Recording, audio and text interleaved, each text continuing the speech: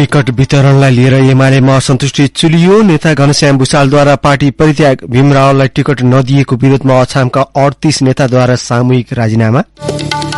आगामी निर्वाचनका लागि दलहरूको समानुपातिक सूचीलाई लिएर जनस्तरबाट चर्को आलोचना। समानुपातिक प्रतिनिधित्व सुनिश्चित गरी प्रत्यक्षमा उम्मेद्वारी दिन निर्वाचन आयोगको आग्रह। मधेसका दुई शक्ति जसपा र लोसपा फरक कित्तामा रहेर आगामी निर्वाचनमा प्रतिस्पर्धा गर्दै मधेसको मुद्दालाई विसर्जन गरेको विश्लेषकहरूको टिप्पणी।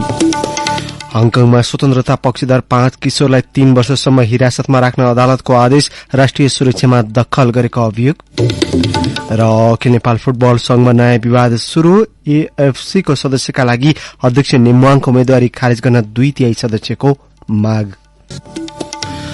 नमस्कार, कान्तिपुर डायरीका साथमा म अनिल र साथी तुलसी। समाचार अब विस्तारमा। एमालेका स्थायी कमिटी सदस्य घनश्याम भुषालले एमाले परित्याग गर्नुभएको छ। भुषालले फेसबुकमा स्ट्याटस लेख्दै एमाले छाडेको घोषणा गर्नुभएको हो।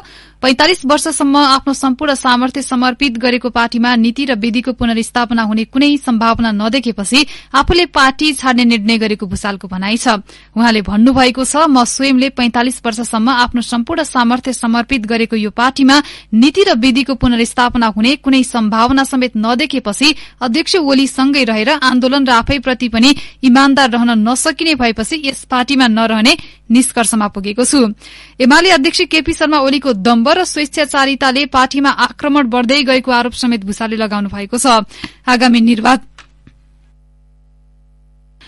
आगामी निर्वाचनका लागि रूपन्देही क्षेत्र नम्बर 1 बाट प्रतिस्पर्धा गर्ने तयारी गरेका भुषाललाई एमाले टिकट दिन अस्वीकार गरेपछि उहाँ पार्टी त्याग्ने अवस्थामा पुग्नु भएको हो।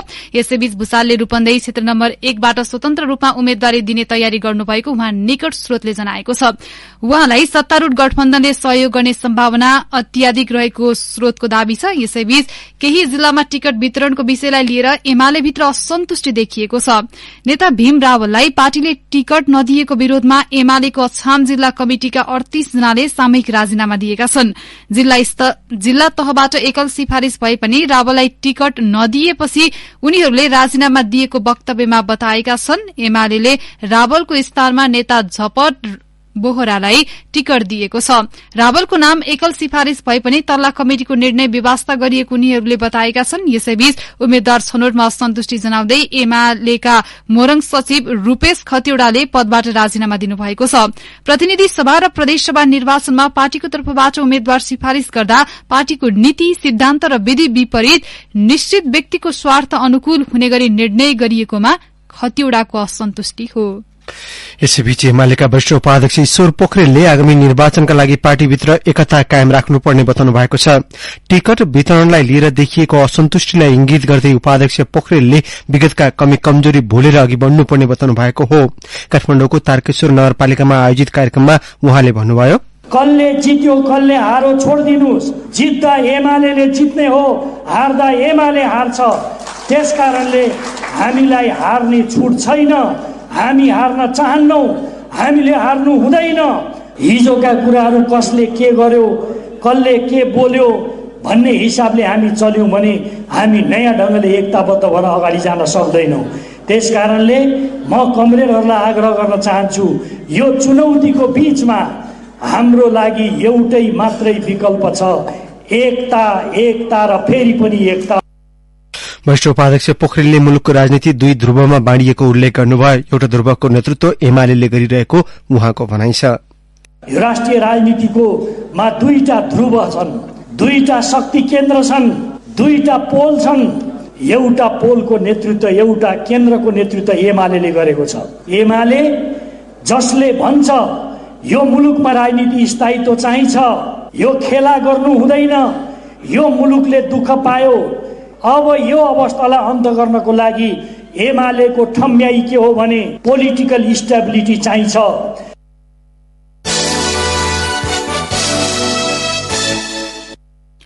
कान्तिपुर डायरीमा अब कान्तिपुर सविस्तारको पालो। कान्तिपुर सविस्तार। राजनीतिक दलले बुझाएको प्रतिनिधि सभा र प्रदेश सभा चुनावको समानुपातिक प्रणालीतर्फको सूची विवादमा तानिएको छ। दलहरूले संविधान विपरीत आफन्त, नातागोता, निकटतम एवं राजनीतिक लाभ लिन सक्ने व्यक्तिलाई समेटेर समानुपातिकतर्फको सूची निर्वाचन आयोगलाई बुझाएसँगै नागरिक स्तरबाट समेत चर्को आलोचना भइरहेको छ। दलहरूको यस्तो प्रवृत्तिले लोकतन्त्र व्यवस्थालाई नै खतरामा पार्ने भन्दै चिन्ता व्यक्त भएका छन्। नेपालको संविधानको धारा 42मा स्पष्ट भनिएको छ, सामाजिक रूपले पछाडि परेका महिला, दलित, आदिवासी, जनजाति, मधेसी, पिछड़ा वर्ग, सीमान्तकृत अल्पसंख्यक वर्गलाई समावेशी सिद्धान्तका आधारमा राज्यको निकायमा सहभागिता गराउनुपर्नेछ। तर आसन्न निर्वाचनमा प्रतिनिधि तथा प्रदेश सभातर्फको राजनीतिक दलले तयार गरेको समानुपातिक सूची हेर्ने हो भने यसको फाइदा लिनेमा पहुँचवाला आफन्त र समाजमा हैकम जमाएका व्यक्तिको वर्चस्व भएको भन्दै टिप्पणी भइरहेका छन्। राजनीतिक दलले आफन्त, पहुँचवाला व्यक्तिलाई नै समावेश गरेर समानुपातिक सूची तयार पारेको देखिन्छ, जहाँ श्रीमती, दाजुभाइ, पुरानै अनुहारलाई अवसर दिएको पाइन्छ। मुलुकमा प्रचलनमा रहेका कुल 126 जाति मध्ये आधा प्रतिशतले मात्र राज्यका निकायमा प्रतिनिधित्व पाएको देखिन्छ। बाँकी आधा प्रतिशतको प्रतिनिधित्व गर्नुपर्ने स्थानमा राजनीतिक दलले आफ्ना नजिकका, चिने जानेका अर्थात आसै पासैलाई नै बढ़ी अवसर दिएपछि नागरिक स्तरबाट समेत समानुपातिक तर्फको सूचीलाई लिएर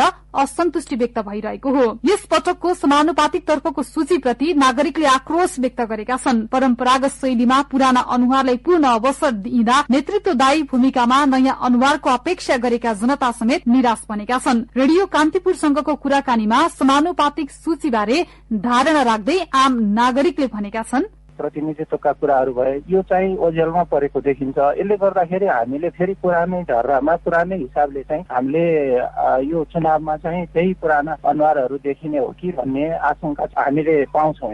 कोटा अरूको छुट्याउने, दलितहरूलाई भनेर छुट्याएको कोटामा उहाँहरू आफै भागवण्डा लाएर मिली खानुहुन्छ भने त यो त उहाँहरूको आउने चुनावमा पनि यसै गरी नै अब सरकार गठन गर्ने, यसरी नै लुट्ने खाने बाहेक अरू केही सिवाय देखिने यसमा त। नातावादका खुला, पैसावाल, श्रीमती, साला, भाइ, भतिजा, यो देशमा भ्रष्ट बाहेकको संसद भवनमा कोही नजाने भए अब सुर्किँदैन पनि यिनीहरू। यसमा मेरो धारणा के छ भने यो समानुपातिक कसका लागि हो, केका लागि हो, यो समानुपातिक नै हटाइदिए कस्तो होला। यो कामै छैन, खालि ताली बजाउनका लागि आफ्ना नातावाद, कृतवाद मान्छेहरूलाई लगेर। यी त केही प्रतिनिधिमूलक आवाज मात्र हुन्। राजनीतिक दलले आगामी निर्वाचनमा दलहरूले बुझाएको समानुपातिक सूचीलाई दिएको समर्थन गर्ने भन्दा आलोचना गर्नेको चर्को स्वर सुनिन थालेको छ। राजनीति र राज्यका अन्य संयन्त्रमा अटाउन नसकेका वर्गलाई समेट्न समानुपातिक निर्वाचन प्रणाली लागू गरिएको 1.5 दशक बढ़ी भयो, तर सो अवधिमा समेत यसको सही सदुपयोग हुन सकिरहेको छैन। मुलुकमा समानुपातिक निर्वाचन प्रणाली अपनाइएको 16 वर्षको अवधिमा देशमा संविधान सभा र प्रतिनिधि सभा गरी 3 र 2 स्थानीय चुनाव भइसकेका छन्। तर संख्याको हिसाबले, प्रतिनिधित्वको हिसाबले कमजोर एवं पछाडि पर्दै आएको समुदाय वर्ग संसदमा प्रतिनिधित्व हुनुपर्नेमा त्यो अझै हुन सकिरहेको छैन। मुलुकमा प्रत्यक्ष निर्वाचित व्यवस्थाले राज्यको समानुपातिक समावेशिताको मुद्दालाई सम्बोधन गर्न नसकेपछि समानुपातिक निर्वाचन प्रणाली सहितको मिश्रित निर्वाचन प्रणाली 2063मा लागू गरिएको हो। राजनीतिक दलका नेताले सो निर्वाचन प्रणालीलाई आफ्नो निश्चित स्वार्थ पूर्तिको साधन बनाउँदा केही वर्ग उपेक्षामा परेको विश्लेषण हुन थालेको छ। समानुपातिक निर्वाचन प्रणालीलाई सही रूपमा सदुपयोग गर्न नसक्दा राजनीतिक दल त बदनाम भएका छन् नै, यसले संसदमा पुग्नुपर्ने सबल र सक्षम व्यक्तिले समेत अवसर गुमाउनु परिरहेको राजनीतिक विश्लेषक केशव दाहालको भनाइ छ। राजनीतिक दलले समानुपातिक निर्वाचन प्रणालीलाई दुर्गन्धित बनाउँदा यसले मुलुकको लोकतन्त्रलाई समेत खतरामा पारेको उनको तर्क छ। यो निर्वाचन प्रणाली एकदमै सुन्दर समानुपातिक प्रणाली, असाध्यै सुन्दर प्रणाली हुँदाहुँदै पनि हाम्रा पार्टीहरूले, हाम्रो नेताहरूले जसरी यसको प्रयोग गर्नुभयो, यसलाई विकृत बनाउनुभयो, दुर्भाग्य नै यही हो, दुःखद कुरा नै यही हो। सबैभन्दा नराम्रो कुरा के भयो भने हाम्रो पार्लियामेन्टमा ठिक हिसाबले पुग्नुपर्ने मान्छेहरू पुगेनन्, ठिक हिसाबले वर्ग, समुदाय, जात जाति, भाषा भाषीको प्रतित्व भएन, ठिक हिसाबले भुइँको प्रतित्व, तल पसिना बगाउनेहरूको प्रतित्व भएन, र अर्को कुरा चाहिँ के हो भने हाम्रो लोकतन्त्र नै बदनाम हुँदै गयो। सत्तारूढ़ कांग्रेस प्रमुख प्रतिपक्ष एमाले, माओवादी केन्द्रदेखि राप्रपा र स्वतन्त्र पार्टीले पनि समानुपातिक निर्वाचन प्रणालीको भावना विपरीत हुने गरी सूची तयार पारेका छन्। आदिवासी, जनजाति, मुस्लिम लगायत क्लस्टरमा पनि राजनीतिक क्षेत्रका पुरानै अनुहारको वर्चस्व देखिन्छ। दलहरूले समावेश गरेका यी नामावली संविधानको धारा 42 विपरीत भएको भन्दै निर्वाचन आयोगमा उजुरी समेत परेको छ। राजनीतिक दलले समानुपातिक निर्वाचन प्रणालीलाई दुरूपयोग गर्दा यसले समाजमा द्वन्द्वको स्थिति सृजना गर्ने नागरिक अगुवा श्याम श्रेष्ठको तर्क छ। समावेशी चाहिँ जनसंख्यिक समावेशिता नभएर आफ्नो नाता, गोता, भाइ, भतिजा, काका यिनीहरूलाई अब ठाउँ दिनको लागि प्रयोग गरियो। यो त्यसले चाहिँ समाजमा द्वन्द्व बढाउँछ, किनभने पाखा परेको समुदाय त असन्तुष्ट हुन्छ। असन्तुष्ट समुदायले त कुनै न कुनै उसमा चाहिँ आफ्नो असन्तुष्टि व्यक्त गर्छ। त्यो शान्तिपूर्ण हुन्जेलसम्म शान्तिपूर्ण हुन्छ। शान्तिपूर्ण उपायले लगे पछाडि त उनीहरूले अनि हतियार समात्ने सम्भावना, सशस्त्र द्वन्द्व फैलिने सम्भावना, विशृङ्खल खालको द्वन्द्व पनि हुन सक्ने सम्भावना हुन्छ यसबाट। डेनमार्कबाट शुरू भएको समानुपातिक निर्वाचन प्रणाली विश्वको सबैभन्दा बढी प्रचलित निर्वाचन प्रणाली मानिन्छ। विश्वका करिब 36% देशमा यो निर्वाचन प्रणाली लागू भएको छ। तर नेपालमा राजनीतिक दल र तिनका नेताले यो निर्वाचन प्रणालीलाई विकृत बनाइरहेका छन्। यसरी निश्चित वर्ग समुदायको प्रतिनिधित्वलाई समेट्न छुट्याइएको भागमा अन्यले रजाई गर्दा यसले सम्बन्धित वर्गलाई पार्ने प्रभाव बारेतर्फ सचेत बन्ने कि रेडियो कान्तिपुरका लागि तुलसी अर्याल। कान्तिपुर सविस्तार।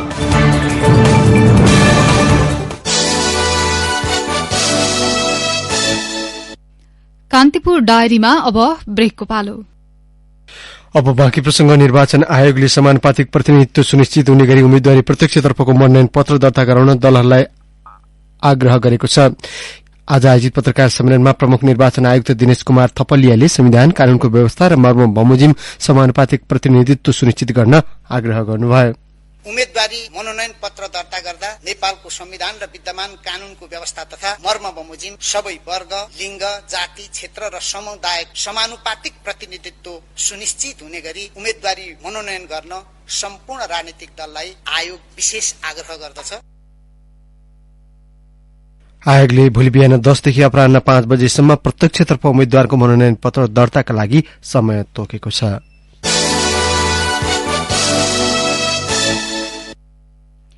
आगामी निर्वाचनका लागि एमाले र जनता समाजवादी पार्टी जसपा बीच तालमेल गर्ने औपचारिक सहमति भएको छ। एमाले महासचिव शंकर पोखरेलले सामाजिक सञ्जालमा दुई दलको सहमति पत्र सार्वजनिक गर्दै सीट तालमेलको जानकारी गराउनु भएको छ। ती दुई दलबीच प्रतिनिधि सभा र प्रदेशसभा निर्वाचनका लागि 14 जिल्लामा तालमेलको सहमति भएको हो, जस अनुसार एमाले प्रतिनिधि सभामा 35 र जसपाले 17 सीट पाउने भएको छ। प्रदेशसभातर्फ पनि एमाले 70 सीट र जसपाले 42 सीट लिने भएका छन्। एमाले र जसपा बीच सप्तरी, सिराहा, धनुषा, महोत्तरी, सर्लाही, रौतहट, बारा, पर्सा, नवलपरासी, पश्चिम, रूपन्देही, कपिलवस्तु, कैलाली, मोरङ र सुनसरीमा चुनावी तालमेल हुने भएको छ। यता सत्तारूढ़ गठबन्धनमा समाहित हुन लागेको लोकसभालाई 13 सीट दिने गरी सहमतिको प्रयासमा सो पार्टी र नेपाली कांग्रेस बीच आन्तरिक छलफल भइरहेको छ।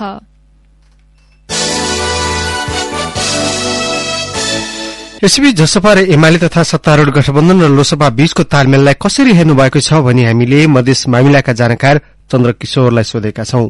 चुनाव मार्फत प्रत्येक पार्टीले आफू हुनुको अस्तित्व स्थापित गर्न खोज्छन्। त्यो अस्तित्व भनेको त्यो पार्टीले अंगीकार गरेको सिद्धान्त, उसले बोकेको एजेन्डा, लक्षित मतदाता समक्ष राखेको प्रतिबद्धताहरूको पुष्टियाई गर्ने, पैरवी गर्ने भन्ने हुन्छ। तर जसरी तालमेल गरियो एमालेसँग, त्यसले के देखा पर्यो भने ल एउटासँग गर्ने, पी अर्कोसँग गर्ने। किनभने हिजोसम्म जुन दलसँग उहाँ जानुभयो त्यसलाई उपेन्द्रजीले प्रतिगमनकारी भनिराख्नु भएको थियो। अहिले चाहिँ चटक्क चाहिँ सिट छोडेर उता जानुभयो। व्यावहारिक राजनीतिमा हेर्दाखेरि उहाँले दावी गर्न मिल्छ कि हामीले बढ़ी संख्यामा सीट लियौं, तर सदनभित्रको गणित भन्दा पनि मधेस आन्दोलनसँग जोडिएका शक्तिहरूको लागि एजेन्डा प्राथमिक पक्ष हुनु पर्थ्यो। एमालेलाई त यो सत्ता गठबन्धन कुनै पनि हालतमा तोड्नु थियो, एक हिसाबले ऊ सफल भयो। जसपाको बाध्यात्मक अवस्था सीट मात्रै हो होइन, यसमा दुई तीनवटा पक्ष छ। एउटा त एमालेको ब्रिलियन्ट डिसिजन हो, यस अर्थमा कि एमाले गठबन्धन सत्ता गठबन्धनलाई तोडाउन सक्यो। दोस्रो,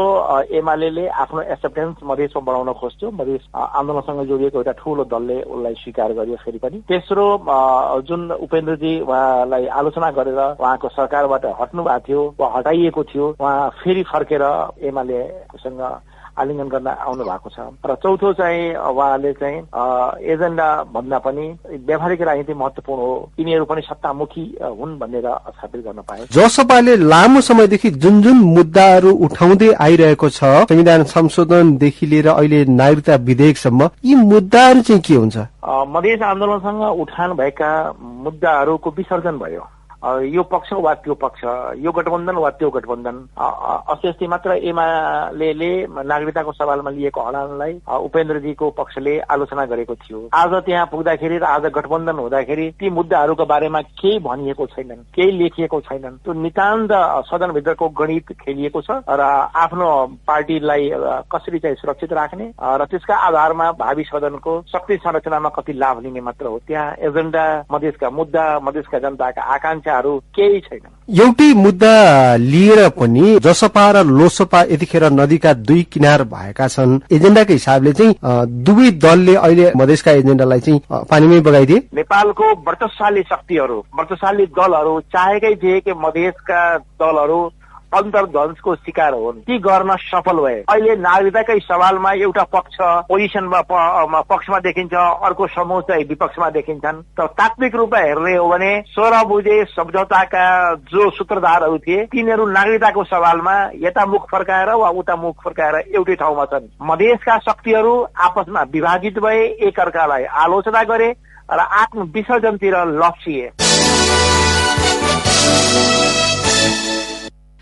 प्रतिनिधि सभाका सभामुख अग्निप्रसाद सापकोटाले आगामी मक्सिर 4 गते हुने प्रतिनिधि सभा निर्वाचनमा प्रतिस्पर्धा नगर्ने घोषणा गर्नुभएको छ। सिन्धुपाल्चोकमा पहिलो संविधान सभाको निर्वाचनपछि लगातार 3 पटक सांसद भएका सापकोटाले आगामी चुनावमा भने उम्मेद्वार नहुने बताउनु भएको हो।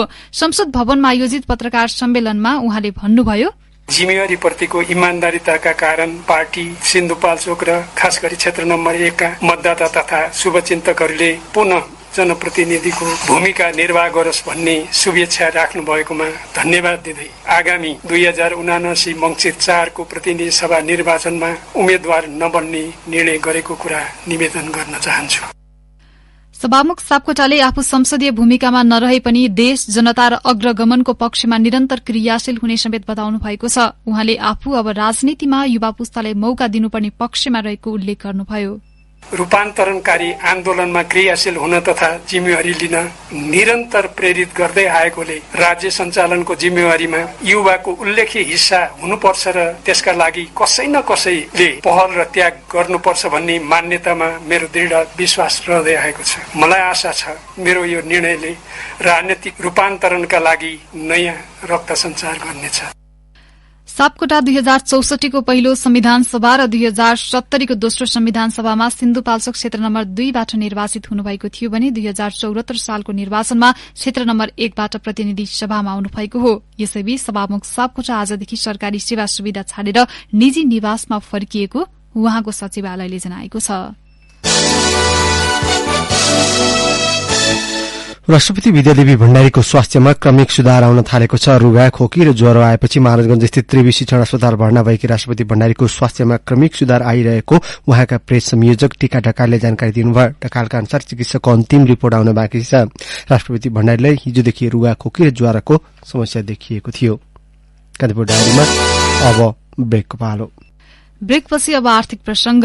अमेरिकी डलरको तुलनामा नेपाली मुद्राको ऐतिहासिक अवमूल्यन भएको छ। राष्ट्र बैंकका अनुसार 1 अमेरिकी डलरको बिक्री दर 132 रुपैयाँ 2 पैसा र खरिद दर 131 रुपैयाँ 42 पैसा कायम भएको छ, जुन दर हालसम्मकै उच्च हो। पछिल्लो 2 महिना यता डलरको तुलनामा नेपाली मुद्रा निरन्तर ओह्रालो लागिरहेको छ। सोही क्रममा डलरले ऐतिहासिक रेकर्ड बनाएको हो। दशैं बिदा शुरू हुनुअघि 1 अमेरिकी डलरको बिक्री दर 131 रुपैयाँ 41 पैसा पुगेको थियो। पछिल्ला दिनहरूमा विश्व बजारमा माग बढ़ेकाले डलरको भाव आकाशिएको हो। डलरको तुलनामा भारतीय मुद्रा समेत कमजोर भएकाले त्यसको असर नेपाली मुद्रामा समेत परेको हो। नेपाल र भारतबीच स्थिर विनिमय दर छ। स्थिर विनिमय दरसँगै नेपालको कुल वैदेशिक व्यापारको ठूलो हिस्सा भारतमा निर्भर छ। यसकारण भारूको विनिमय दर घटबढ़ भएपछि नेपाली रूपैयाँ पनि प्रभावित भएको हो।